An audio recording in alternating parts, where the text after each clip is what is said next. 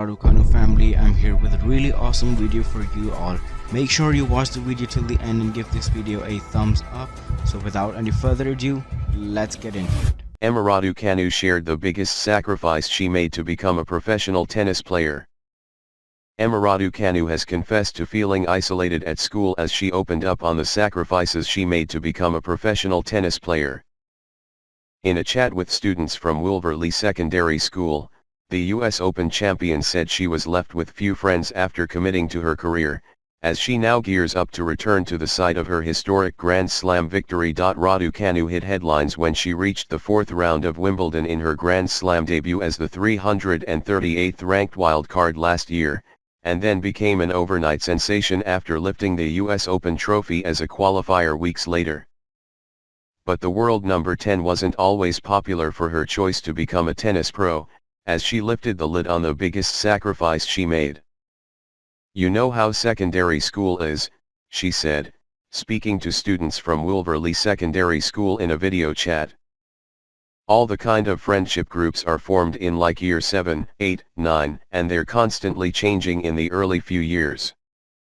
So if you're not there and you're not going to some things or hanging out at lunch, or break, then, you kind of get isolated and forgotten about." While the 19-year-old admitted to giving up the friendships and social side of school, she admitted she eventually took it in her stride and found her confidence elsewhere. Raducanu continued, "I sort of made peace with that later on. I just went to school to study.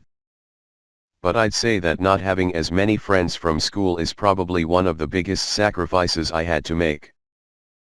The Bromley teenager also used tennis to help her come out of her shell, as she explained, "I used to be really shy as a young girl, and playing tennis and beating the boys and coming back when I was losing, that just brought me a lot of confidence. Yeah, I can say that I'm definitely more comfortable and outgoing now than I was when I was younger, and I think tennis has brought me that."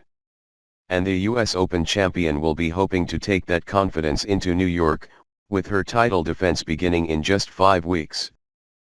Raducanu is already stateside ahead of her return to Flushing Meadows and is set to play in next week's WTA 250 in Washington before the two 1,000-point events in Toronto and Cincinnati before the big one, the US Open.